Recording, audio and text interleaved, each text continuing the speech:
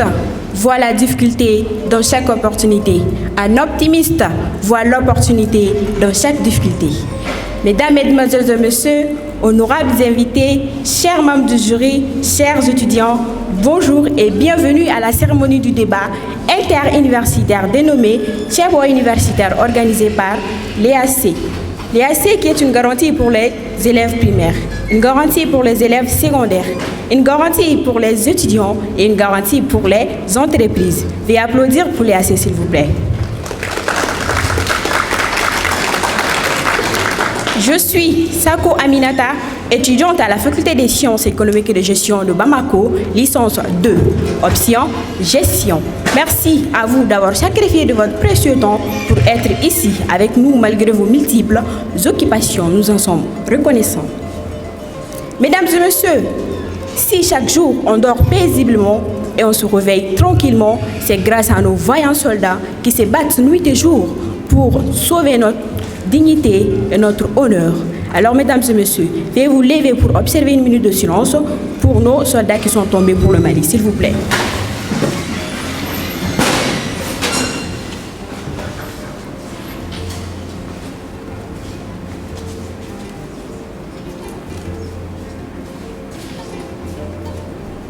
Merci.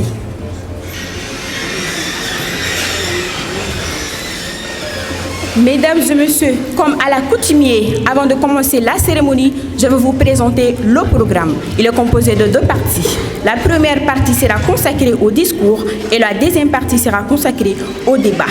Pour le discours, les personnes que j'aurai le plaisir de recevoir sur le pupitre pour les discours sont: la première personne se nomme Monsieur Abdoulaye Ballo. Il est le représentant du ministre de la Jeunesse et du Sport.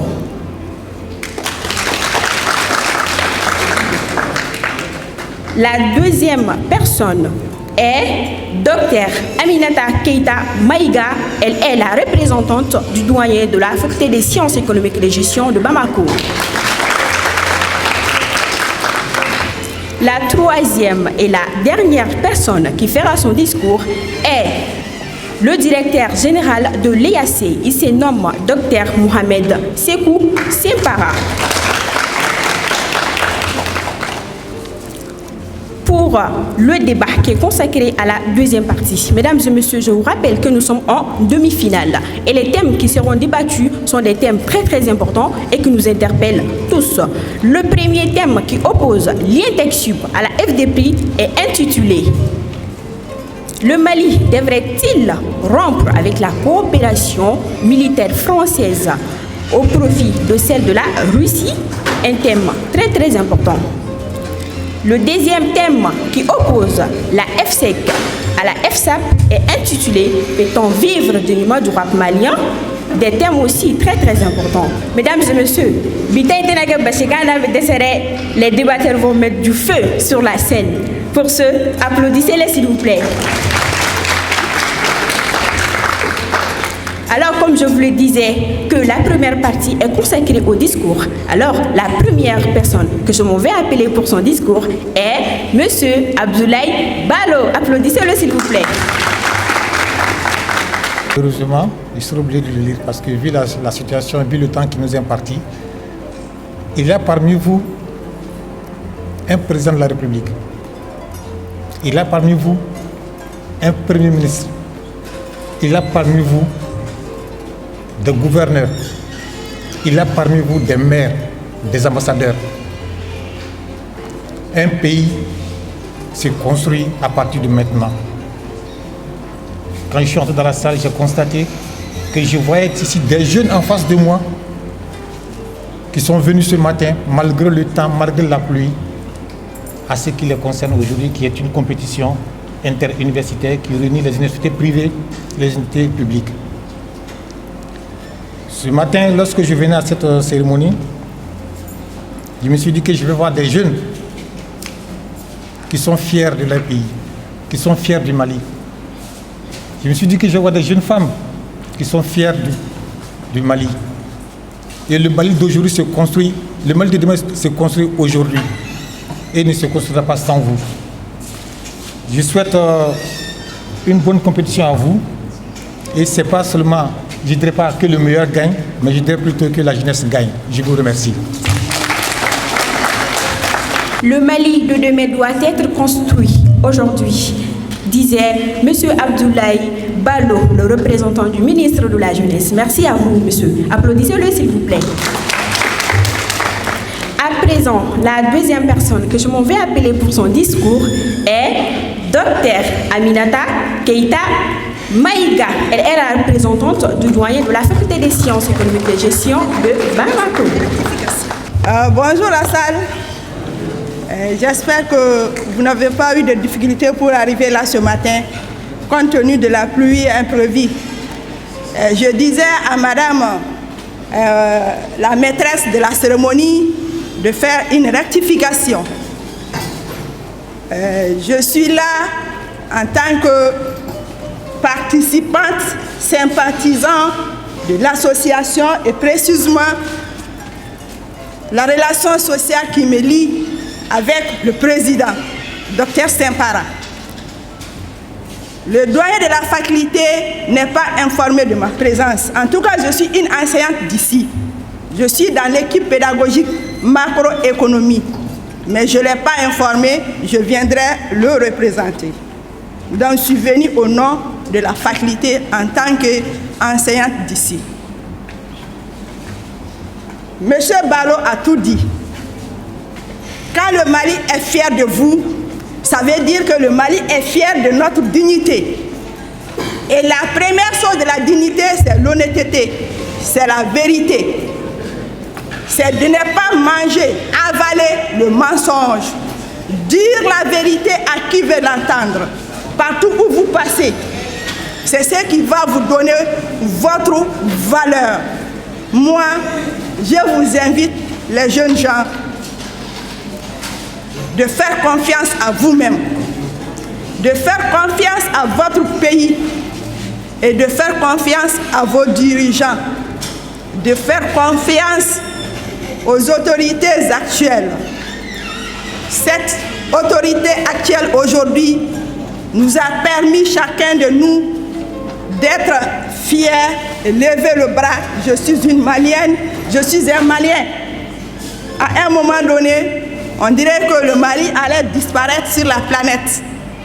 Aujourd'hui, nous pouvons parler haut et fort, et c'est grâce aux autorités actuelles. Et ce que j'ai à vous dire, en plus de cela, travailler, travailler et encore travailler. La réussite, c'est au bout de l'effort. Et si nous fournissons l'effort, tôt ou tard, nous aurons le résultat de cet effort. Aucun effort n'est vain. Donc, bon courage et bon travail. Je vous remercie. La réussite est au bout de l'effort, disait Madame Maïga, Dr Aminata Keita. Merci pour votre participation. À présent, nous allons appeler un monsieur, malgré ses occupations, il a pu quand même être là avec nous. Merci. Il se nomme monsieur Younoussa Touré. Il est conseiller au CNT. Veuillez l'applaudir, s'il vous plaît, pour son discours.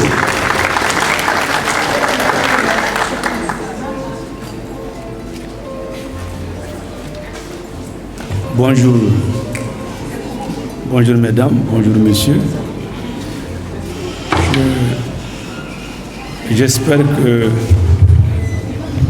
je ne suis pas là en qualité de conseiller au CNT. Enfin, j'espère que je n'ai pas été plutôt invité en cette qualité, mais peut-être en qualité de professeur. Je suis un professeur de socio-anthropologie, même si j'ai pris la retraite il y a quelques années. Et j'aimerais plutôt être là en tant que professeur qu'en tant que conseiller, même si cela ne me déplaît pas par ailleurs. Je voudrais peut-être une intervention improvisée, mais bon. Je voudrais commencer par remercier ceux qui m'ont adressé cette invitation. Nous avons rencontré dans certaines circonstances, toujours académiques quand même. Je voudrais quand même les remercier pour cet honneur qu'ils me font. Je voudrais également féliciter les organisateurs de cette cérémonie et de tous ceux qui ont précédé de celles qui vont suivre. Je voudrais aussi féliciter et encourager les candidats, ceux qui ont accepté jouer le jeu de la compétence. On a entendu souvent parler des jeunes. La jeunesse, effectivement, on dit c'est l'avenir du pays, c'est le fer de lance. Il y a tellement de slogans qui sont devenus d'ailleurs des clichés. Mais ce qu'on entend de plus en plus maintenant, c'est la voix d'une certaine jeunesse qui nous demande à nous vieux de dégager. Bien, nous aimerions bien dégager, mais nous allons être sûrs qu'en dégageant aussi, nous allons laisser la baraque entre les mains de ceux qui peuvent l'amener à bon port. Monsieur Younoussa Touré nous exhorte, nous les jeunes, de cultiver l'excellence. Veuillez l'applaudir s'il vous plaît. À présent, nous allons inviter le directeur général de l'EAC. Il se nomme Dr Mohamed Sekou Simpara. Veuillez l'applaudir s'il vous plaît pour son discours. Bonjour à toutes, bonjour à tous. C'est un plaisir d'être avec vous ici ce matin dans le cadre de la compétition de Thiébo universitaire, précisément les demi-finales. Avant d'entamer mes propos, je tiens à remercier tous ceux qui se sont déplacés, à commencer par notre chère tante. Ma tante, vous vous cherchez? C'est vous. Veuillez applaudir pour elle. Elle est la promotrice de Binod Service. Elle est engagée. Elle veut nous accompagner dans tout ce que nous entreprenons dans le secteur de l'éducation. Veuillez réacclamer pour elle. Je tiens à remercier Madame la représentante de la Faculté des sciences économiques et de gestion de Bamako. Elle est l'exception parmi les jeunes dames au niveau de l'espace universitaire. Je vous informe qu'elle est docteure et ce n'est pas n'importe qui est avec nous aujourd'hui. Merci d'avoir accepté le déplacement. Après cette salutation, je tiens à saluer nos chers membres du jury, nos très chers membres du jury qui se battent nuit et jour pour donner un résultat limpide comme l'eau de roche. Merci mes très chers membres du jury. Et je vous informe que le président du jury est mon coach en art oratoire, en leadership. Et ce qui fait qu'aujourd'hui, nous sommes là. En quelque sorte, c'est le résultat de son travail. Veuillez applaudir pour M. Nestor Diarra. Une salutation particulière à notre papa qui a su sacrifier une partie de son temps ce dimanche 14 août 2022 pour les demi-finales de Thiébo universitaire. Veuillez applaudir pour tonton Younoussa. Une salutation aussi auprès du représentant du ministre de la Jeunesse et des Sports qui sont prêts vraiment à accompagner la jeunesse pour toujours tendre vers l'excès pour montrer qu'on est compétit à l'échelle nationale qu'à l'international. Pas d'incapacité, pas d'insuffisance, pas de médiocrité. C'est ça l'excès. Applaudissez pour vous-même. Mesdames et messieurs, chers invités, c'est un plaisir gigantesque de se retrouver ici dans l'amphi de 500 places pour un débat de haute qualité. Avant tout propos, je tiens à féliciter une équipe qui fait la fierté aujourd'hui, une équipe qui mérite un applaudissement. Applaudissez pour cette équipe. Vous savez, on se sent fier lorsqu'on prend un jeune étant en fin fond d'une difficulté et qu'on se retrouve avec une certaine luminosité. Il s'agit bien de l'équipe de la faculté des sciences administratives et politiques. C'était l'une des mauvaises équipes du début de la compétition. Et aujourd'hui, si on se retrouve avec cette équipe, parmi les meilleures équipes, les têtes de liste, je pense que ça mérite un encouragement et une félicitation. On est fiers de voir des étudiants au début qui ne sont pas au rendez-vous et qui arrivent à être au rendez-vous. C'est la fierté de tout individu qui a le bon sens. Ça me rappelle le cas d'Amidou Togo, qui venait pour la première fois, qui ne pouvait pas constituer une phrase. Et aujourd'hui, il fait partie des meilleurs débatteurs de sa faculté. Je pense que c'est des étudiants qu'on doit réellement encourager, féliciter, de tendre toujours vers la compétition. C'est ça l'excès, c'est ça que nous voulons. Et un bon changement commence par la motivation de ces jeunes qui se sentent faibles et qui arrivent toujours à relever le défi.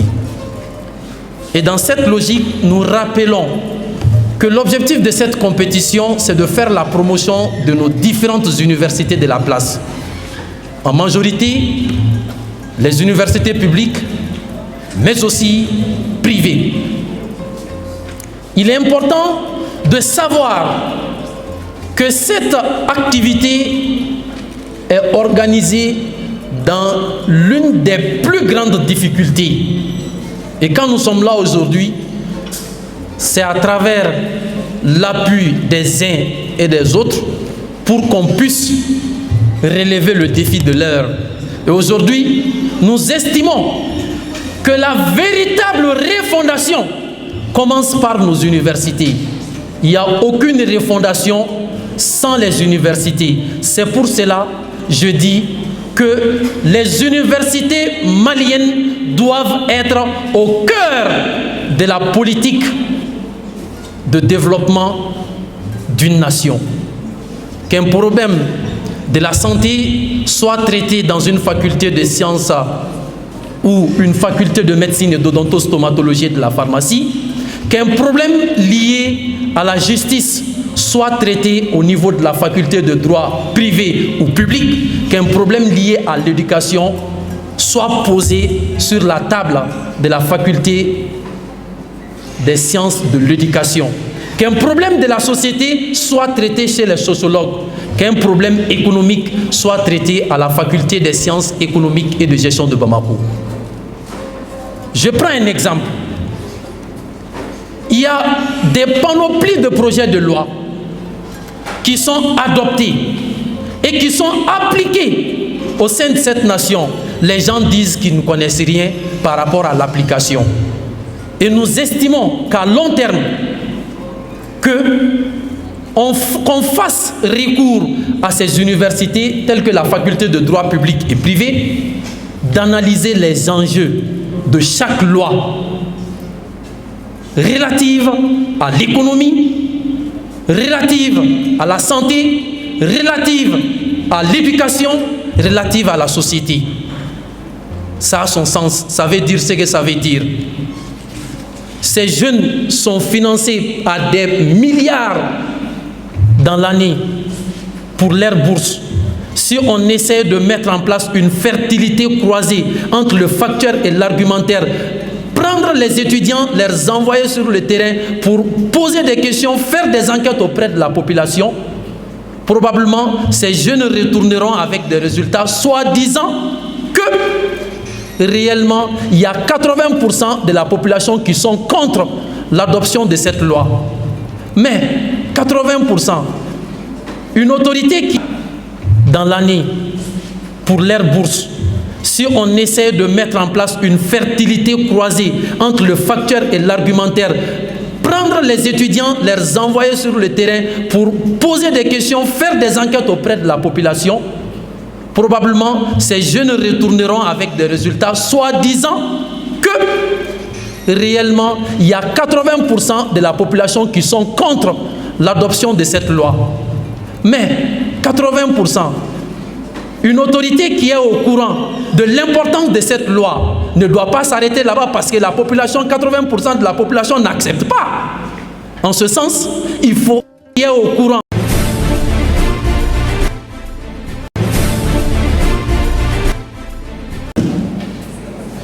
Honorables membres du jury, distingués invités, auguste assemblée. Ici rassemblés, soyez d'emblée remerciés et magnifiés. À la hauteur de votre mobilisation, soyez félicités. À la hauteur de l'intérêt que vous portez pour cette confrontation des idées, soyez exaltés et épatés. À la hauteur de la clairvoyance et des enjeux du choix de la thématique d'aujourd'hui, soyez salués. Aubeni Saoma, Ankaujam, Jarama, Konibane, Mahimbio, Wandasugo, Tagalasan, Au Bismillah. À l'état civil, Souleymane Touré, étudiant en licence 2, option finance comptabilité à l'INTECSUP. Je suis accompagné de mademoiselle Zeynabou Naman Koulibaly, étudiante en gestion d'entreprise et administration, licence 2, et de monsieur Adama Dambélé, étudiant en master en gestion des ressources humaines à l'INTECSUP. Assertion: le Mali devrait-il rompre avec la coopération militaire française au profit de celle de la Russie? Auguste Assemblée, une réponse acceptée, partagée, incontestée de cette problématique requiert une compréhension, une définition des notions et une contextualisation hors contexte de toute position partisane. L'expression coopération militaire n'est pas définie par le traité de coopération en matière de défense entre la République française et la République du Mali, signé à Bamako le 16 juillet 2014. Néanmoins, l'article 2 de ce traité nous donne quelques éléments d'appréciation et de précision sur ses objectifs. 1. Concourir à une paix et une sécurité durable sur leur territoire, notamment par la sécurisation des espaces frontaliers. 2. Lutter contre le terrorisme ainsi que dans leur environnement régional respectif. Mesdames et messieurs, chers contradicteurs, honnêtement, objectivement, sincèrement, est-ce qu'il y a eu une paix et une sécurité durable sur notre territoire? Honorables membres du jury, honnêtement, objectivement, sincèrement, est-ce que les objectifs en matière de lutte contre le terrorisme ont été atteints? Charmant public, honnêtement, objectivement, sincèrement, est-ce que le Mali n'est-il pas en droit de rompre avec une coopération dont les objectifs ne sont nullement atteints? Mesdames et messieurs, si nos brillants contradicteurs de la F2PRI ne sont pas convaincus dès ces propos préliminaires, l'équipe de l'INTECSUP se chargera de faire le procès de nos futurs magistrats et avocats. Mais en attendant, auguste Assemblée, faisons des tours sur l'histoire du Mali, car, dit-on, il ne saurait y avoir de vent favorable à celui qui ne sait pas d'où il vient. Mesdames et messieurs, on est au 22 septembre 1960. Le Mali, une ancienne colonie française, accède à son indépendance. Modibo Keïta, premier président du Mali, souhaite alors affirmer son indépendance à l'égard de l'ex-puissance. Le 1er octobre 1960, l'armée malienne est créée pour affirmer l'autonomie et la souveraineté du Mali. Une décision qui ne plaît guère à l'ex-puissance coloniale qui souhaiterait maintenir ses bases militaires dans ses anciennes colonies. Cependant, le 20 janvier janvier 1961, le président Modibo Keïta demande le départ des militaires français sur le territoire national. Cette date que nous célébrons chaque année, comme la fête de l'armée malienne, recouvre de belles, inspirantes et passionnantes histoires. En effet, le choix de la date du 20 janvier correspond à la magnificence ou la revanche du peuple malien sur la reddition de Firhoun, la défaite du dernier grand résistant à la pénétration coloniale française. Dr Oumar Mariko, président du parti Sadi, affirmait à ce sujet à l'occasion de la célébration du 59e anniversaire de la fête de l'armée sur le plateau Africable Débat. Le 20 janvier 2019, je cite, Babemba a été vaincu en 1898. Samori a été vaincu en 1900. En 1903, il aurait fallu vaincre Firhoun pour que la France puisse établir son empire colonial sur le Soudan. Pour rendre hommage à ces veillants guerriers ainsi qu'à tous les résistants de la pénétration coloniale, Modibo Keïta a choisi cette date pour dire que le peuple souverain du Mali proclame le 20 janvier comme étant la demande du départ de l'armée française sur notre territoire. Une fois de plus, une décision qui ne plaît guère à l'expuissance coloniale qui a décidé d'emporter tous les équipements militaires qu'elle pouvait emporter et de détruire tout ce qu'elle ne pouvait pas emporter comme elle l'avait fait en Guinée de Sékou Touré en 1958. Le président Modibo Keïta se retourne alors vers la Russie avec qui il partage le même souci, celui de la décolonisation culturelle, idéologique et militaire. Ainsi, des coopérations sont établies entre les deux nations. Le Mali devient l'une des premières puissances militaires de toute l'Afrique et aide d'autres États à accéder à leur indépendance, dont l'Algérie du commandant Bouteflika. Mesdames et messieurs Auguste Assemblée, une seule question s'impose dès ces propos préliminaires. Voulez-vous un partenariat avec un État qui vous aide à devenir l'une des plus grandes puissances militaires de l'Afrique, ou voulez-vous un État partenaire qui détruit ses équipements militaires et souhaite vous assujettir dans la dépendance vis-à-vis de lui? Je vous remercie.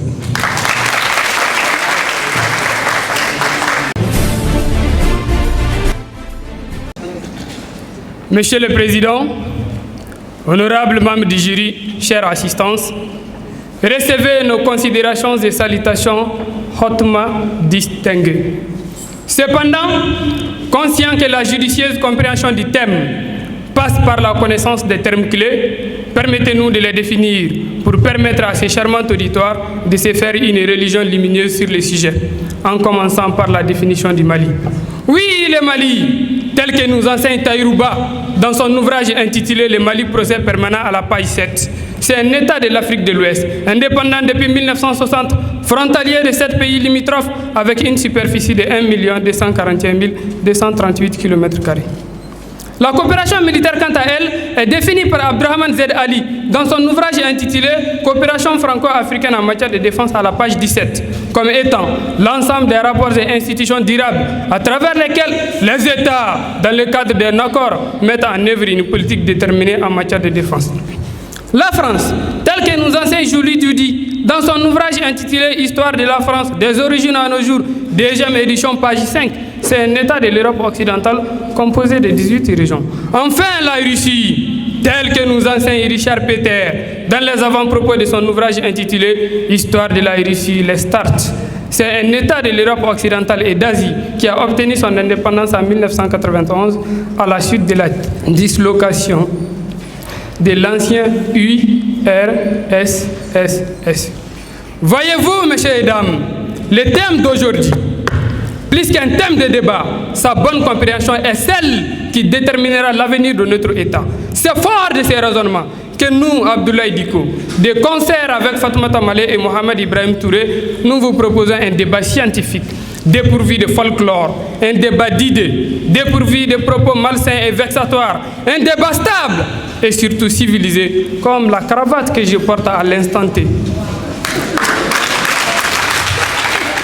Mais en avant, il nous semble utile de faire une clarification du cadre conceptuel du débat, en précisant que nous ne nous opposons pas au retrait de la coopération militaire française. Par contre, nous nous opposons au fait qu'une fois que nous ayons décidé de quitter cette coopération militaire française, d'être de nouveau soumis à une nouvelle coopération militaire d'une nouvelle puissance étrangère de moralité douteuse, sous prétexte de coopération militaire qui ne dit pas totalement son nom. Car oui, messieurs et dames, la problématique n'est pas non plus de savoir s'il faudrait rester avec la coopération militaire française, mais plutôt s'il faudrait quitter cette première au profit de celle de la Russie, qui est aussi une puissance étrangère au même titre que la France, qui ne cherche d'ailleurs que ses intérêts. Alors, en réaction à cette problématique, Nous disons non et nous rejoignons l'idée de Modibo Keïta exprimée par Bala Moussa Sangaré dans son ouvrage intitulé Modibo Keïta, la renaissance malienne à la page 95. Idée selon laquelle le père fondateur du Mali s'est opposé à toute coopération consistante à concevoir la présence de troupes étrangères sur notre territoire. Idée qui lui a conduit à chasser la puissance étrangère sur le sol malien le 5 septembre 1961, proclamant ainsi l'indépendance totale et absolue de l'armée malienne. Voyez-vous, messieurs, dames, ne soyez pas surpris d'entendre de l'autre côté comme c'est l'argument phare. L'armée monte en puissance grâce à l'aide apportée par la Russie. Il faudrait donc pencher de son côté. Mais je vous préviens,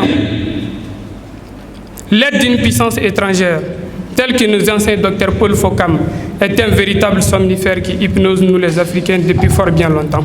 Pour s'en convaincre, il suffit seulement de se rappeler de l'arrivée héroïque de la France en janvier 2013, avant qu'elle ne change de visage auquel nous sommes tous allergiques aujourd'hui. Qu'est-ce qui vous garantit que la Russie ne fera pas pareil? Surtout qu'elle en a fait pire en Afghanistan. Les erreurs du passé doivent nous servir de leçon et non le contraire. C'est fort de ces raisonnements que René Dumont, dans son ouvrage intitulé « L'Afrique noire est mal partie », nous enseigne que la meilleure solution de gouverner, c'est d'apprendre de ses erreurs. Alors apprenons-nous de nos erreurs, ne soyons pas de nouveau soumis à une nouvelle puissance sous la domination d'une nouvelle puissance étrangère. Car c'est ce qui a un sens. Quoique ces sens sensés ne soient malheureusement su par nos contradicteurs qui sont quand même dotés de sens. Je vous remercie.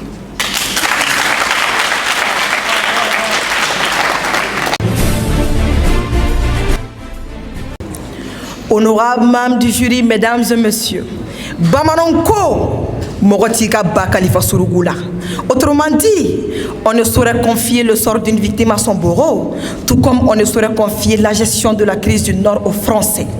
Dans leur ouvrage intitulé « La rébellion au nord du Mali, des origines à nos jours », Choguel Kogala Maïga et Isiaka Sengaré s'interrogent sur la part de responsabilité du gouvernement français dans la crise malienne du Nord. En la page 283, je cite, « Lors d'une séance au Sénat, le ministre des Affaires étrangères français Alain Juppé dévoile les motivations profondes du gouvernement français. Le Mali a échoué face aux combattants de la MNLA. La question de la révolution du peuple de l'Azawad mérite d'être traitée à fond pour trouver une issue définitive. Mesdames et messieurs, il est clair que d'une part, nous avons le Mali qui a échoué, mais il est aussi clair que de l'autre part, nous avions la révolution du peuple de l'Azawad. Oui, je dis bien la révolution du peuple de l'Azawad. Ainsi, la France devient le premier État à reconnaître l'État de l'Azawad, son territoire et son autonomie vis-à-vis du Mali. D'ailleurs, Amahag Mahamoud, secrétaire en charge dans les affaires extérieures de l'État de l'Azawad, affirmait le 17 janvier 2014 lors d'un entretien dans l'émission Le Courrier du Sahara, je cite, « La France a demandé au MNLA de l'aider à faire déserter tous les combattants de l'Azawad qui étaient dans l'armée libyenne pendant la guerre de Libye. Ensuite, de bloquer le recrutement des combattants, des combattants libyens dans l'Azawad ainsi que dans l'ère du Niger. En contrepartie, mesdames et messieurs, elle nous avait donné son feu vert pour l'indépendance de l'Azawad. C'est l'accord qui a été conclu entre la France et la MNLA avant leur guerre. Et cette information se trouve à la page 212 du présumé livre de Choguel Kogala Maïga. Le 14 décembre 2014, l'ancien président de la République du Mali, Ibrahim Boubacar Keïta, paix à son âme, affirmait lors d'un entretien dans le journal télévisé français Le Monde, je cite, « À Kidal, les Maliens ont été bloqués par la France. » Et à titre d'information, chers contradicteurs, le nouveau président de la transition, oui, je parle du colonel Assimi Goïta, faisait partie de ces vaillants soldats qui ont été interceptés au seuil de Kidal. Le 11 août 2022, le ministre de la Refondation, Ibrahim Maïga, affirmait en présence du docteur Separa et même de M. Touré, représentant de la FDP, je cite, « La France n'était pas et n'a jamais été sincère avec le Mali. Nous œuvrons pour un Mali courant avec le Mali de courant. » Fin de citation. Mesdames et messieurs, à la lumière de toutes ces vérités incontestées, j'appelle au sens élevé de patriotisme de nos contradicteurs de répondre seulement à cette question. Le Mali ne devrait-il pas se retirer de la coopération militaire d'un État qui ne cesse de le trahir et de soutenir ses ennemis? Et ce, même si cet État était la Russie ou mieux, les États-Unis d'Amérique. Chers contradicteurs, nous connaissons d'avance votre réponse. Vous avez le droit de ne pas vous incriminer. Je vous remercie.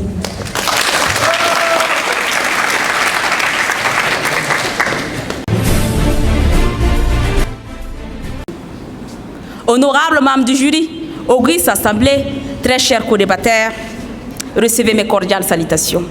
À la thématique, le Mali devrait-il rompre avec la coopération militaire française au profit de celle de la Russie? Nous disons non, en précisant tout de suite que nous ne sommes pas là pour défendre la France ni pour dénigrer la Russie. Nous sommes tout simplement contre toute coopération revêtue de masques. À la suite du brillant propos introductif de mon très cher Diko, j'ai presque envie de dire parlons peu, mais parlons bien. De quoi parlons-nous? De coopération militaire. Coopération militaire pour quoi faire? Défendre notre pays ou exposer notre pays? Selon le Larousse, coopérer revient à agir conjointement avec quelqu'un, ce qui rêve bien évidemment deux sens. Primo, à savoir l'action de coopérer, et secondo, la politique d'échange et d'action conjointe dans les domaines aussi variés que l'économie, les finances, les techniques, la culture, le sport, etc. entre les différents pays. Cependant, quant à la coopération militaire, qui nous intéresse particulièrement aujourd'hui, elle est également une politique d'échange et d'action conjointe, mais dans le domaine militaire strict, elle peut prendre la forme, des formes technique, logistique ou informationnelle. C'est pourquoi il convient d'emblée de signaler sa spécificité. Parce que le domaine militaire implique des situations très critiques contrairement aux autres. Et la chose militaire met en jeu des systèmes d'intérêt et des enjeux complexes, vitaux souvent, toujours ambivalents, voire contradictoires ou incompatibles, d'où sa nature précaire, incertain, volatile et versatile. Honorable membre du jury, la revue de la coopération militaire au cours de l'histoire contemporaine nous prouve à suffisance les multiples déconvenues et les mauvaises surprises qui en découlent de façon constante. Et dans tous les cas, il est établi que si un faible s'en remet à une puissance pour assurer sa protection ou garantir la défense de ses intérêts, que cette liaison se fera au détriment du plus faible. Honorable membre du jury, chers co-débatteurs, dans le cas malien, qu'il s'appelle France ou Russie, le résultat sur le plan stratégique et au niveau des gains se dit pareil au même. Ça sera toujours pot de terre contre pot de verre. David et Goliath en quelque sorte. Honorable membre du jury, c'est pourquoi nous estimons que poser la question de cette manière ne relève pas un intérêt réel en termes de réponse. Car chacun de nous sait que le système de l'assistanat, tout le système de l'assistanat, c'est une condamnation à perpétuité de l'assisté. Ah oui, parce que le puissant ne se privera jamais de siphonner le plus faible pour son propre intérêt. Rappelez-nous de Jean de La Fontaine évoquant non sans humour le lion en société avec ses trois congénères. La totalité du gain commun de la fameuse association ne s'est-elle pas retrouvée entre les crocs du lion tout seul et au nom de la triste et célèbre raison du plus fort? Honorable membre du jury, c'est pourquoi nous trouvons judicieux que je cite la sagesse: n'abandonnez jamais le diable que vous connaissez au profit de l'ange que vous ne connaissez pas. Je vous remercie.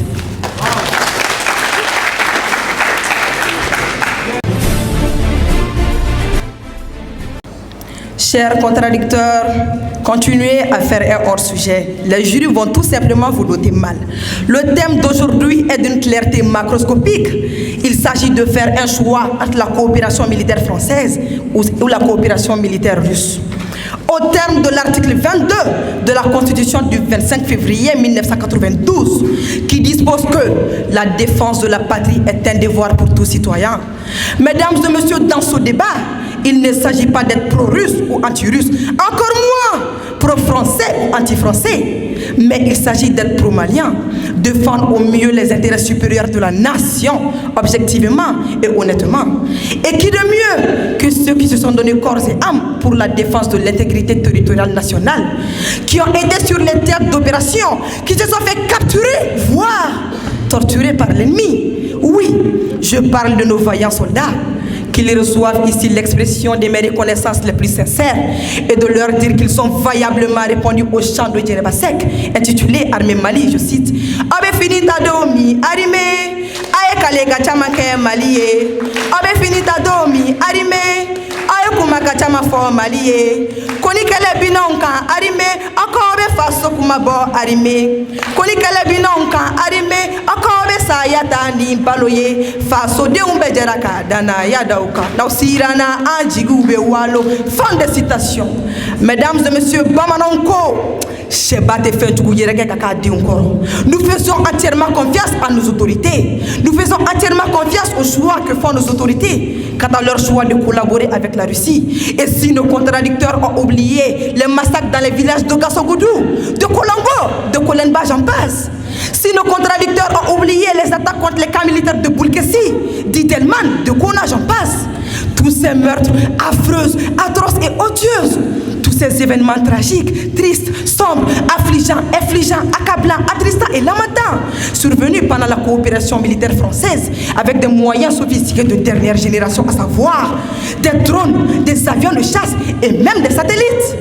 Comme le disait Moussa Mara dans les chroniques de Jules Domche sur la chaîne télévisée de Vox Africa et publiée en ligne sur YouTube en 2022, je cite: ce qui se passe au Mali aujourd'hui, aussi regrettable puisse être souhaité par les Maliens. Parce que si la démocratie est le pouvoir du peuple, elle doit être écoutée. Si les Maliens veulent que la France quitte le Mali afin de créer de nouvelles conditions de départ, alors telle est la volonté du peuple souverain du Mali. Dans ce cas, la France doit quitter le Mali. À défaut, c'est le Mali qui doit quitter la France. Je termine par ceci. Bamananko, Niete Donitanga, Girima Aboyeledo. La Russie n'est pas mienne, j'en suis fort aise. Mais quant à ce qu'elle a accompli en Afrique, un coup d'œil aux luttes de libération devrait aider nos contradicteurs.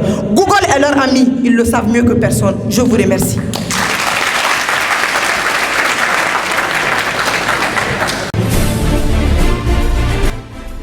Messieurs, honorables membres de la Cour, recevez mes salutations les plus sincères. Loin de nous l'idée de critiquer la France, encore moins de faire les éloges de la Russie ou du moins sa publicité comme le fait nos co-débatteurs. Mais notre objectif ici aujourd'hui, tout de suite et maintenant, est de vous faire comprendre que la France, tout comme la Russie, ne sont que les deux faces d'une même pièce. Pour comprendre notre position, mesdames et messieurs, un petit rappel à l'histoire nous semble nécessaire. Le 11 janvier 2013, la France lançait l'opération Serval en vue d'endiguer le phénomène terroriste qui risque de miner tout le pays, en soutien aux forces maliennes. La France s'était intéressée à la question, a décidé d'envoyer ses propres troupes au sol et aller jusqu'à obliger les autorités de l'époque à signer des accords militaires.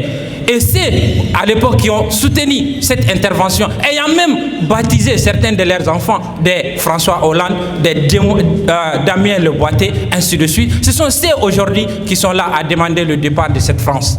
Mesdames et messieurs, quant à la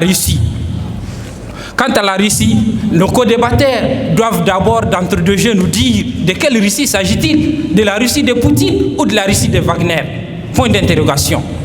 Nous sommes sûrs qu'ils viendront nous dire que l'armée monte en puissance, que nous sommes en train d'acquérir des équipements militaires grâce à l'appui et au soutien de la Russie. Mesdames et messieurs, ce que nous allons leur démontrer, c'est que quelle qu'en soit la grandeur de l'arbre, en aucun cas cet arbre ne doit cacher la forêt. Et nous leur rappelons que l'histoire avec la Russie n'a pas commencé le 20 août 2020, n'a pas commencé avec les autorités actuelles. Nous les rappelons à l'histoire car le 5 septembre 1961, le dernier soldat français quitta le territoire national. Et à cette même période, l'armée recevait des équipements et des formations de la Russie. Et aujourd'hui, poser cette question de la manière, si nous devrons quitter la coopération militaire française au profit de celle de la Russie, je pense que cette question n'est pas opportune, car la Russie n'a jamais quitté le Mali. Et 52 ans après, soit le 11 janvier 2013, nous avons fait encore à cette même France que nous avons chassée il y a 52 ans pour venir nous appuyer. Et qu'est-ce qui nous garantit que dans 5, 10, 20 ou 30 ans encore, nous ne ferons pas encore à cette même France pour qu'elle vienne encore nous soutirer d'autres jougs, que ce soit des jougs terroristes ou des groupes rebelles. Charles de Gaulle nous enseigne ceci, que les États, la France, n'a pas d'intérêt et n'a pas d'amis, mais que des intérêts. Cette doctrine a été longtemps enseignée dans toutes les chancelleries du monde, y compris la Russie bien sûr. Et cette règle est érigée en norme du droit international. Alors, mesdames et messieurs, chers avocats défenseurs de la Russie, il faut d'abord nous dire quels sont les termes de cette nouvelle coopération. Quel est le coût financier des équipements militaires russes? Mesdames et messieurs, le Premier ministre Shogel Meiga, lors de son interrogation au CNT, disait que le peuple n'a pas à se préoccuper du coût financier de ces équipements. Quelle incohérence! Je vous remercie.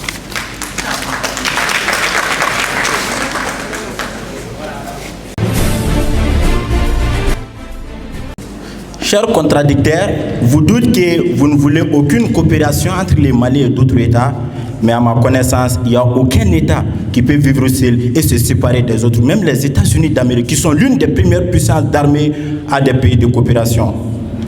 Honorables membres du jury, chers spectateurs, au nom de nos plus hautes autorités, j'ai l'insigne honneur de vous livrer le communiqué numéro 001 de l'équipe de l'INTEXU. Communiqué dont la teneur suit. Depuis un certain temps, l'équipe de l'INTEXUB constate avec regret la profonde détérioration de la coopération militaire française au Mali, suite aux incidents suivants. 1. L'attitude unilatérale du partenaire français qui a décidé le 3 et 7 juin 2021, sans consultation préalable, de suspendre les opérations conjointes avec les forces armées maliennes et de mettre fin à l'opération Barkhane. Attendu qu'elle a décidé également le 17 février 2022, encore sans consultation préalable de la partie malienne, le retrait des forces Barkhane de Takuba, d'où l'expression du Premier ministre, la France nous a abandonnés en plein vol. 2. Les multiples violations de l'espace aérien malien opérées par les aéronefs militaires français malgré l'instauration d'une zone d'interdiction temporaire par les autorités maliennes de la transition. 3. Attendu que le président de la République française, Emmanuel Macron, lors de sa tournée en Guinée-Bissau le 28 juillet 2022, a réitéré des accusations erronées en affirmant que nos autorités entretiennent des relations avec un groupe paramilitaire russe sans jamais apporter de preuves, malgré les démentis formels et catégoriques de nos autorités de la transition. 4. Attendu qu'au cours de la même visite, le président français Emmanuel Macron a évoqué l'exercice de la violence par nos autorités ciblant une ethnie spécifique de notre nation. Or que ces propos sont de nature à susciter la haine ethnique et de troubler au vivre social, à la cohésion sociale et à l'unité nationale. Par conséquent, l'équipe de l'INTEXUB tire toutes les conséquences et déclare par ma voix, le colonel-major Adama Dembélé, le Mali se retire de la coopération militaire française au profit de celle de la Russie. En outre, l'équipe de l'FDP doit se rallier à la position de l'équipe de l'INTEXUB au regard de leur devoir patriotique de défendre les intérêts supérieurs de la nation en tout temps, en toutes circonstances et en tout lieu. Je répète une dernière fois. L'équipe de l'FDP doit se rallier à la position de l'équipe de l'INTEXUB au regard de leur devoir patriotique de défendre les intérêts supérieurs de la nation à tout temps, en toutes circonstances et en tout lieu. Je vous remercie.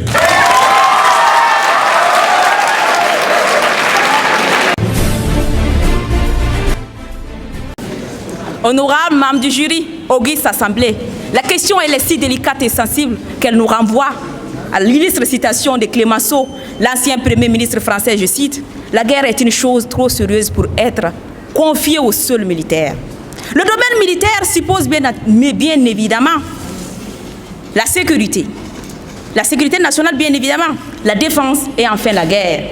C'est pourquoi nous allons vous conduire à travers la logique, qui est un autre nom de la science, le pragmatisme et enfin la théorie réaliste des relations internationales. Car il ne s'agit guère ici de se laisser emporter par un zèbre débris de patriotisme ou encore moins par nos émotions, puisque la coopération c'est un instrument de la politique étrangère d'un État. Et ses objectifs, c'est bien évidemment la défense et la protection des intérêts nationaux.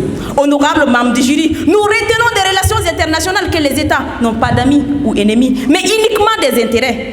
Et c'est leur devoir de protéger ces intérêts-là. Alors si tel est le cas, ici il sera question de quoi? Ici il sera question de quoi? Il sera question d'analyser, de comprendre, de spécifier et de réaliser ce qui est bon pour l'intérêt malien dans la coopération militaire avec la France et avec la Russie. Et notre thèse, c'est celle qui refuse de quitter une domination pour une autre. Car pour nous, rompre la coopération militaire française au profit de celle de la Russie, c'est choisir un camp contre un camp. C'est déclencher une nouvelle guerre froide où le Mali risque pire, où le Mali risque d'être le champ d'affrontement ou, autrement, la victime des jeux politiques des grandes puissances. Honorable membre du jury, nous apprenons de la constructivisme qui nous apprend bien évidemment que le non-alliement, c'est la meilleure politique pour un État qui est là pour lutter pour sa survie. Oui, parce que les États n'ont que deux choix, la lutte pour la puissance et la lutte pour c'est-à-dire choisir une place. D'après les Anglais, will to power, will to life. Et le Mali, menacé de l'intérieur comme de l'extérieur, doit choisir une politique pour garantir sa souveraineté et garantir une place dans cette société.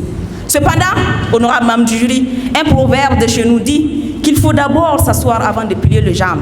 Le défi premier du Mali, c'est garantir sa souveraineté. Et nous devons même nous inspirer, oui, nous inspirer de la neutralité suisse, qui est en réalité un choix gagnant-gagnant.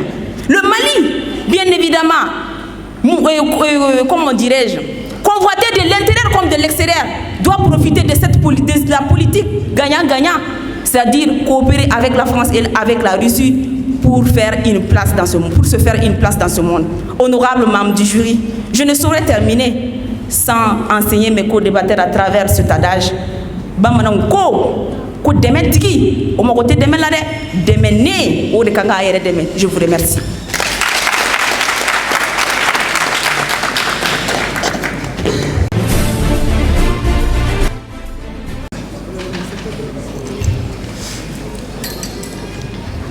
Et mais au clos dialé ça n'est pas dominé à faire comme hors sujet.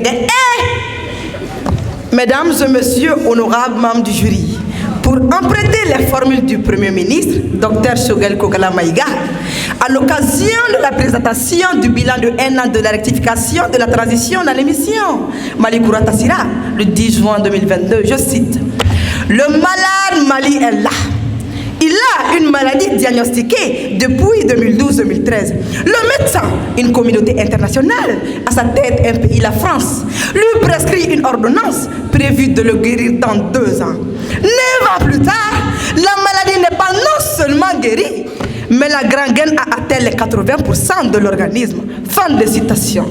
Mesdames et messieurs, honorables membres du jury, chers étudiants de la faculté de médecine, si vous êtes là, que doit faire le malade? Parce que visiblement, nos contradicteurs ne savent pas s'y prendre. Cela dépasse d'ailleurs le champ de leurs compétences.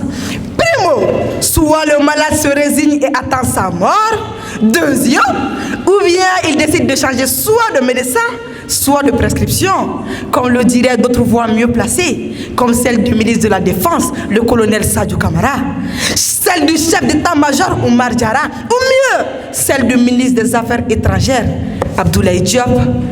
Je cite, le Mali a décidé de collaborer avec un ancien partenaire stratégique, historique, qui joue le jeu, qui n'a pas de face cachée, qui le respecte, qui respecte son peuple, sa dignité, son intégrité et sa souveraineté. C'est tout ce que nous avons demandé à la France, de nous respecter. Chers contradicteurs, vous aussi, respectez-nous. Mesdames et messieurs, les résultats de ce partenariat avec la Russie sont là. Ils sont plausibles, visibles, incontestables, mais surtout admirables. Les attaques contre les camps militaires ont diminué. La peur a changé de camp. Le moral est au top. Nos femmes ripostent. L'armée est mieux équipée, mieux formée et sait comment se protéger. Le Mali retrouve peu à peu son intégrité. À leur village sont retournés plus de 50 000 émigrés. Des villes et des villages ont été libérés. Mesdames et messieurs, face à de tels exploits, j'ai encore envie de chanter une nouvelle fois. Gaï Caporal Moterenela, Ouloulou, Kwazismo Demenunu, Caporal Moterenela, Ouloulou, Kwazismo Demenunu, Zumaleole, Nelaole, Zumaleole, Sayo, Mama, Zumaleole, Ma, Haywa, Haywa. Ils ont libéré et libéré. Ils ont libéré et libéré. C'est ça le Mali. C'est ça la force de nos femmes. Je vous remercie.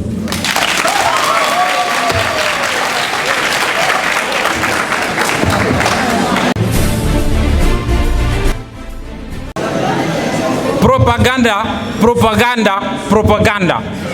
C'est le nom de l'ouvrage d'Edouard Verny dans lequel il nous enseigne que la propagande est à la démocratie, c'est qu'à la violence dans un régime totalitaire. Mesdames et messieurs, l'opinion publique se crée, se manipule et se façonne à travers les médias. Cependant, Jean Cocteau nous enseigne qu'il ne faut pas confondre la vérité à l'opinion de la majorité. Comme pour dire que l'opinion publique malienne a été longtemps noyée dans la propagande selon laquelle le seul salut du peuple se trouvera dans la coopération avec un État. Mesdames et messieurs, Joseph Kizerbo nous enseigne dans son ouvrage intitulé « Histoire générale de l'Afrique », page 192, paragraphe 5, chapitre 8, que le développement se fait dans le multilatéralisme. Aucun État ne peut se développer dans la coopération bilatérale. Il faut la multiplicité des partenaires afin de pouvoir faire un choix. Nous allons, l'équipe de la FDPRI, vous enseigner que s'il existait véritablement des différences entre la coopération militaire française et la coopération militaire russe, il n'y aurait pas les charniers de Gossi. il n'y aurait pas le cas de Moura et il n'y aurait pas les événements macabres de Meneka. Et encore moins les derniers événements de Tessit qui ont endeuillé tout un pays au cours de 42 soldats. Mesdames et messieurs, nous nous opposons à toutes sortes de coopérations militaires qui risquent d'asservir notre pays au détriment d'une puissance coloniale quelconque, qu'elle soit russe ou française. Cette nouvelle assistance nous met dans une situation d'éternelle assistée et nous amène à renoncer à notre indépendance, encore moins notre souveraineté à laquelle nous tenons tant. Pourquoi quitter la coopération militaire française au profit d'une autre coopération militaire dite russe? C'est la même chose. Mesdames et messieurs, pour affirmer cette thèse, Sergueï Lavrov nous enseigne ceci lors de sa visite en Afrique, que l'Afrique doit rester aux Africains. La France, tout comme la Russie, n'a que des intérêts. Et moi, pour terminer mes propos, mesdames et messieurs, je m'en vais vous dire, quand on veut être souverain, on ne change pas de maître. Il suffit juste de refuser d'obéir. Aucun État sérieux ne peut se développer en sous-traitant sa propre sécurité. Je vous remercie.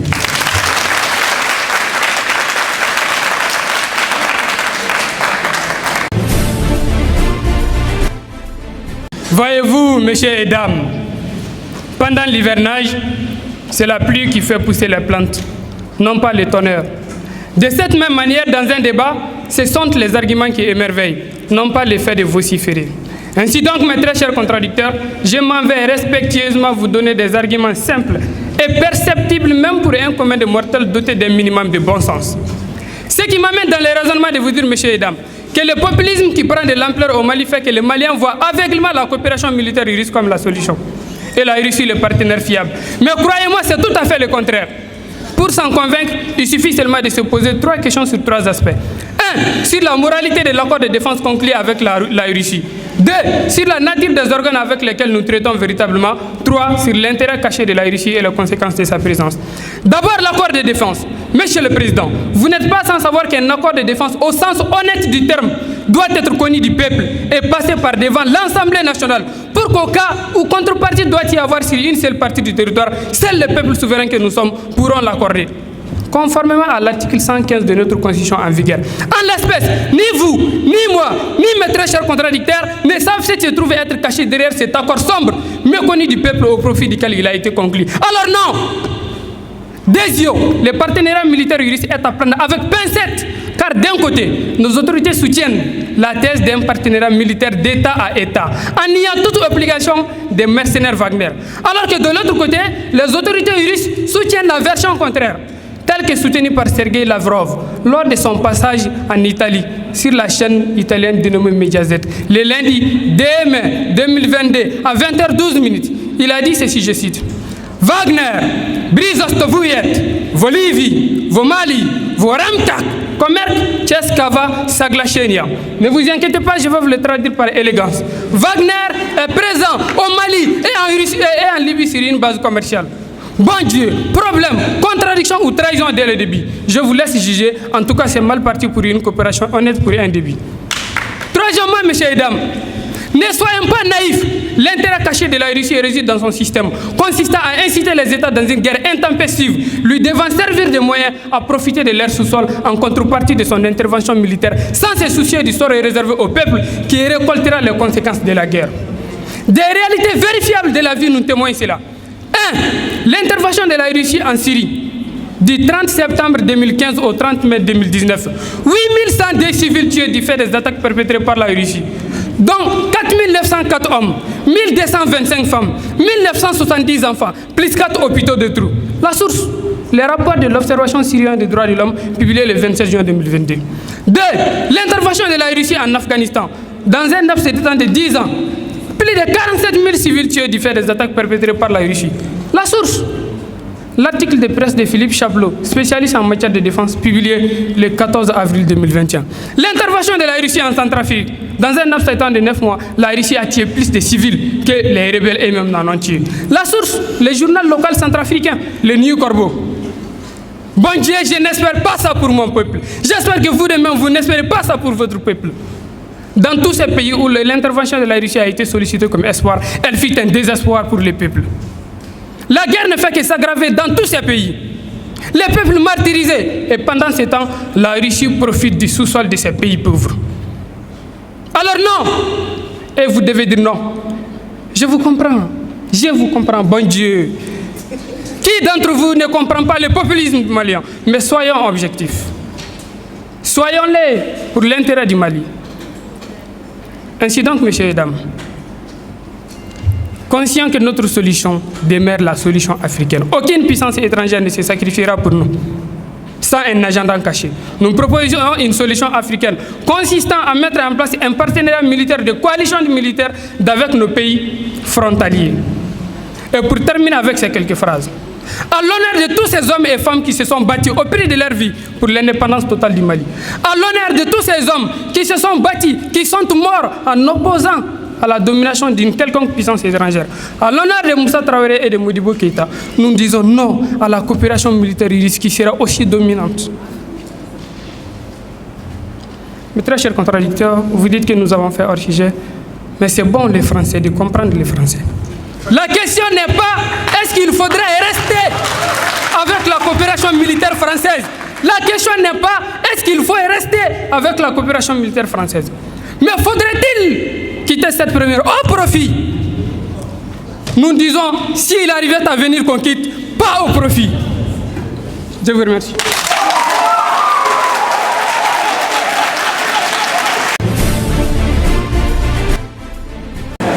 Chers contradicteurs, je ne sais pas comment je vais pouvoir vous dire cela. Je ne sais pas comment je vais pouvoir vous dire cela. S'il faut que la tuerie s'arrête, s'il faut que nos femmes ne tuent plus, nous voulons signer une coopération militaire avec la Russie qui a fait ses preuves, même la semaine passée. Nous avons vu combien d'équipements militaires la Russie a aidé le Mali à accéder à cela. Si toutefois ceci pouvait nous aider à combattre les terroristes, l'attaque des Tessides, sans ces avions de chasse, combien de personnes allaient être tuées? Depuis l'aéroport international Bamako-Senou, nous avons fait envoyer des hommes pour aller terrasser ces rebelles. Ce qui a fait que ces 42 morts de nos femmes qui ont été tuées, et ça nous a plongé dans un deuil national.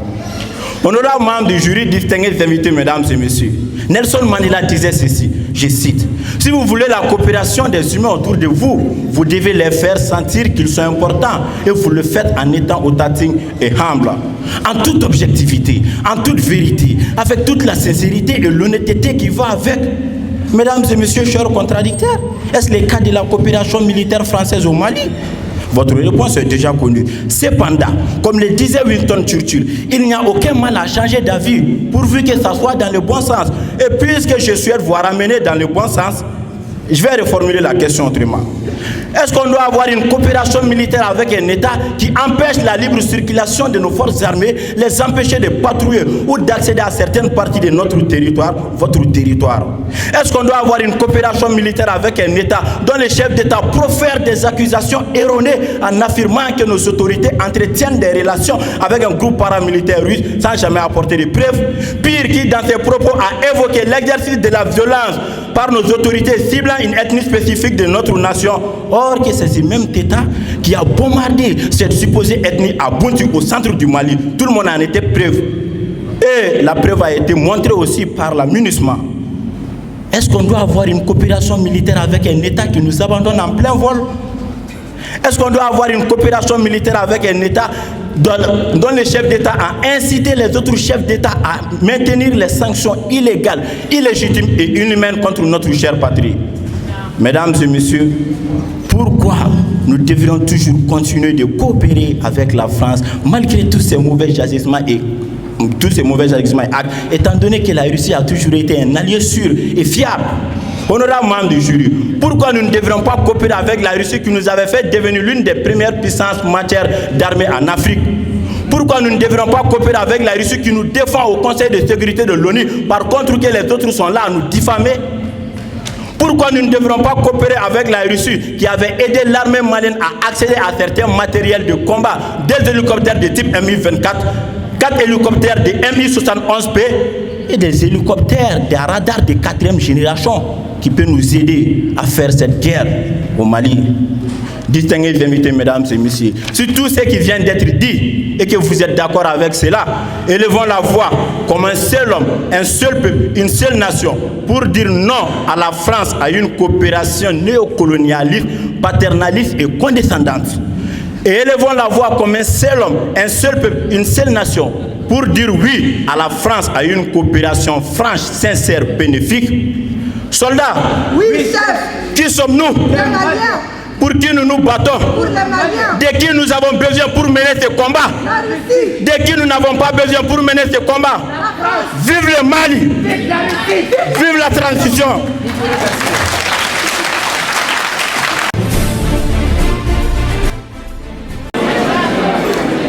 Mesdames et messieurs, votre attention s'il vous plaît. Les membres du jury sont là. Veuillez acclamer pour accueillir les membres du jury, s'il vous plaît.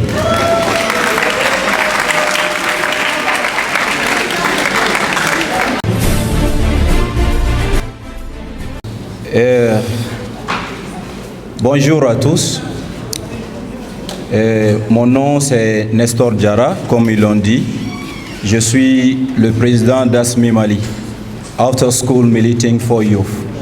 C'est une structure d'appui à l'éducation qui milite pour l'auto-formation et la culture de l'esprit de créativité en milieu scolaire et universitaire du Mali. Et donc je viens ce matin en tant que président du jury, invité par mon frère et fils spirituel, Dr Mohamed Sekou Sempara. Et je suis accompagné par Bakary Dambélé et Elias, coach climatisé pour les intimes. C'est le président de Move Together Mali. C'est aussi une association estudiantine qui milite aussi pour la culture de l'excellence au Mali.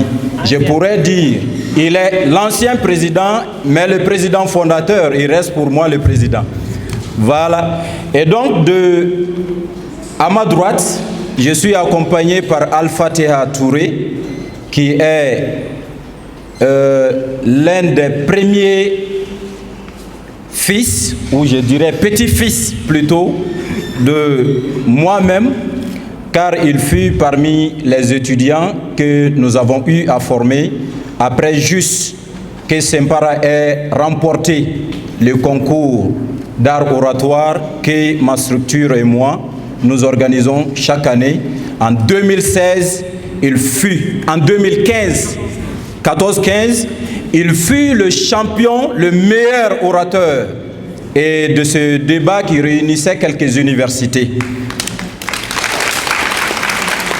Et depuis lors, il a compris l'esprit asmien, comme nous nous appelons dans notre groupe, c'est de pouvoir aider, toujours aider les autres jeunes à pouvoir se propulser pour que nous puissions atteindre un niveau intellectuel digne de l'étudiant malien. Comme vous le savez, nos anciens, nos professeurs et autres, et nos papas ont eu à le dire. Auparavant, l'étudiant malien était un exemple à l'étranger. Mais aujourd'hui, on sait qu'est-ce qu'on est en train de vivre dans les universités. Je ne vais pas trop critiquer, car pour moi, toute chose part de cause à effet. Il y a eu assez de programmes qui ont fait qu'aujourd'hui, nous rencontrons des étudiants à l'université qui ne peuvent pas tenir de bonnes phrases et qui ont des difficultés à conjuguer juste un simple auxiliaire avoir. Et ce n'est pas leur faute. Mais RJAE, EAC, ASMI Mali, MT Mali Move Together sont des structures qui aujourd'hui pensent qu'avec un esprit de bienfaisance, nous pouvons, nous qui pensons, même si nous avons des carences, nous qui pensons avoir acquis le minimum, nous pouvons venir à l'aide à nos jeunes frères pour qu'ensemble nous puissions contribuer à la construction de l'édifice national. C'est cette tâche qui nous a poussé à créer aujourd'hui un débat interuniversitaire appelé Tchebo. Mais croyez-moi, Au début jusqu'à aujourd'hui, c'est aujourd'hui Tchéoubora.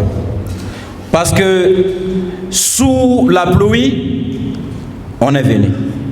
Même si on n'est pas nombreux comme je l'aurais souhaité, ceux qui sont ici ont montré que parmi les Tchè, il y a un Tchè ou il y a encore des Tchè. Donc, Tchéoutula, Tchéouraoubé. Et vous qui êtes dans cette salle aujourd'hui, j'aimerais que vous applaudissiez pour vous-même. Aussi, Kona Fora Tchéoukabo, Bekote. Et quand on dit Kikakuma, la parole chez nous en Afrique est sacrée. Et aujourd'hui, les thèmes qui étaient soumis à l'analyse de ces jeunes étudiants étaient des thèmes vraiment pertinents. Les premiers thèmes que les étudiants ont eu à débattre, il fallait retenir ceci. Il fallait séparer l'émotion à la raison. C'est vrai, souvent le patriotisme nous interpelle. Mais c'est vrai souvent aussi qu'il faut accepter certaines réalités sans lesquelles l'être humain se verra tout de suite détourné de la raison. Donc chacun d'entre eux ont débattu et avec des preuves à l'appui. Mais regardez la vérité en face et regardez l'émotion en face. Les deux ensemble, c'est comme vivre avec la vie et la mort. C'est juste une petite trait qui les sépare. Mais nous avons su choisir ce qu'il fallait, car nous avons prié le grand Malik qu'il préserve nos esprits, de pouvoir séparer ce qui doit être séparé et de pouvoir accepter ce qui ne devrait pas être accepté. Car en acceptant certaines choses, même si c'est la vérité, tu te feras haïr. Mais nous avons choisi. Deuxième thème, maintenant qui a retenu beaucoup mon attention, c'était le rap, un thème banal. Mais il fallait comprendre par là que vivre dignement du rap malien, les deux intervenants étaient à cheval par rapport au thème. Parce que le mot dignement, j'ai demandé à Sempara lorsque j'écoutais, le mot digne, d'aucuns ont pensé qu'il s'agit de pouvoir vivre du fruit de son métier. La réussite matérielle dans ce métier. Certains défendaient les thèmes par rapport à cela.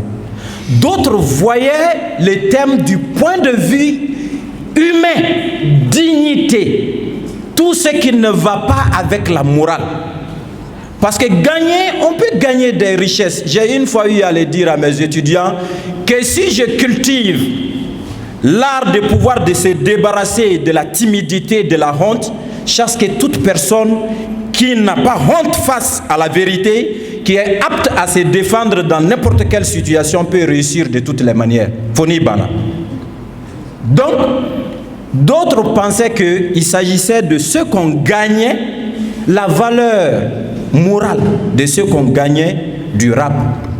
Mais, de toutes les façons, à travers ce que le président a dit, on a pu juger quand même les deux. Chacun avait sa raison, mais c'était juste la valeur et la teneur des propos du verbe qui devrait gagner.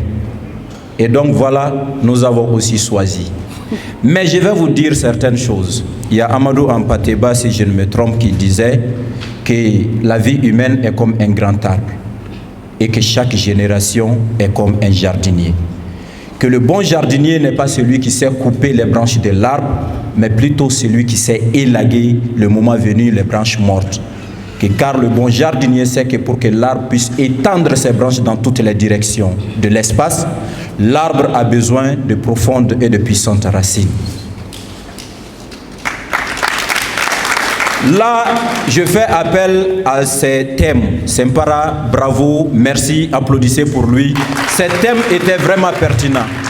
Vous savez, si j'ai dit que le dernier thème m'a beaucoup retenu l'esprit, permettez-moi de finir surtout avec un petit point qui vous fera beaucoup rire et vous fera réfléchir. Un jour, un vendredi, l'imam ayant fini la prière, un jeune homme s'approcha de lui. Lui a tenté 20 000 francs, 2 billets de 10 000, et dit, Almami,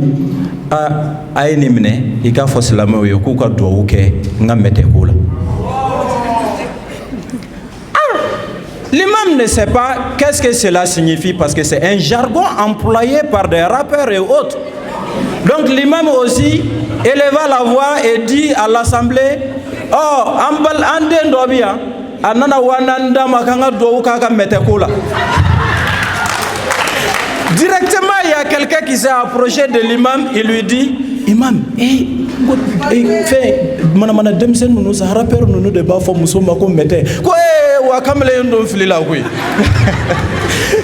pris cela, c'est un peu pas joli à entendre, mais il faut savoir que ces gens-là transforment la société.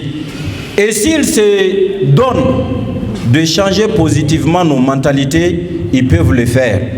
Mais s'ils décident aussi de détruire, ils peuvent le faire. Mais je vous jure, il est très facile de gagner de l'argent malhonnêtement que honnêtement. Je vous remercie et je laisse le soin au coach climatisé Bakary Dambélé de vous dévoiler les résultats, car je ne veux pas être frappé par mes petits-enfants. Merci à vous.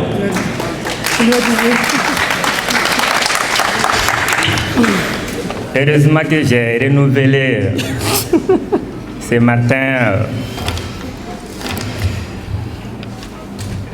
quoi en fait pour que la clim fonctionne, selon vous. Heureusement pour moi, nanana soro moko ti antara gazi renouvelé ka soro gana. Sinon nous continue à barrer ça. Je ne vais plus faire beaucoup de kumachama parce qu'il a déjà tout dit. Tout simplement, j'avais dit quelque chose il y a plus de 5 ans. Moi, le fait que le rap malien est en train de transformer les enfants, c'est quelque part, le gouvernement n'a pas su gérer la situation et canaliser ces chances-là. Sinon, on devrait mettre l'histoire géo là, les leçons complètes. Rapport d'Oka Dongli Daban. Rapport d'Oka Dongli Da. Les formules de mathématiques, on a des rappeurs de Aka Dongli Da. Toutes les leçons qu'on doit enseigner à la terminale, on a des rappeurs Moka Dongli Da. Et que le gouvernement les recrute selon leur capacité de faire leur mélodie et convaincre les enfants. Vous allez voir que Bagi Biken Noromani n'a c'est ça. Djinete Boere, parce qu'il y a même tout Koulo là. Mais si le gouvernement ne fait pas ça et continue à les amener en prison, où il démissionne au tien, alors on attend avec la compétition. Donc, vous qui êtes les futurs, nous qui sommes les futurs leaders, nous devons penser à cela.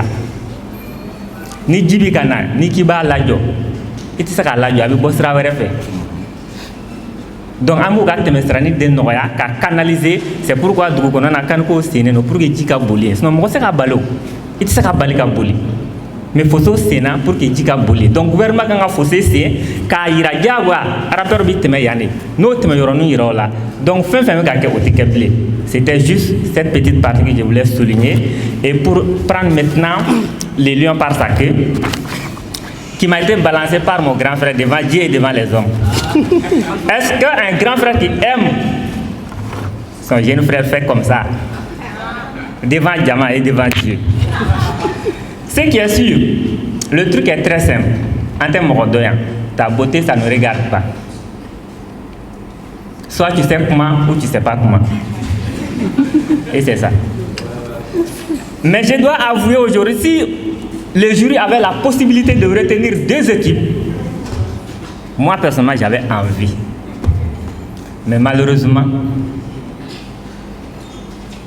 il fallait choisir. Malheureusement, il fallait choisir. Et nous avons choisi. Ladies and gentlemen, le premier match qui opposait Intersub et la FDP, à ma droite, il y a une équipe qui a eu 13,62. Je ne vais pas dire son nom maintenant. Et à ma gauche, une autre équipe a eu 12,77. Les mathématiciens ont déjà compris qu'il s'agit de celle qui est à ma droite, dont le nom est en téléchargement selon les risques cardiaques de moi-même.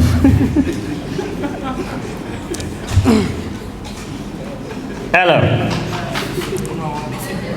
au nom de... Pas mon nom, hein. Au nom de...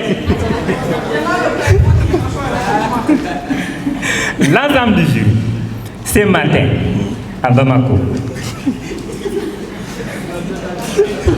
dans l'amphi 500 de la FSEC, l'histoire a retenu quelque chose qu'on ne pourra plus changer, que la faculté des sciences économiques FSEC passe avec 1362 face à la...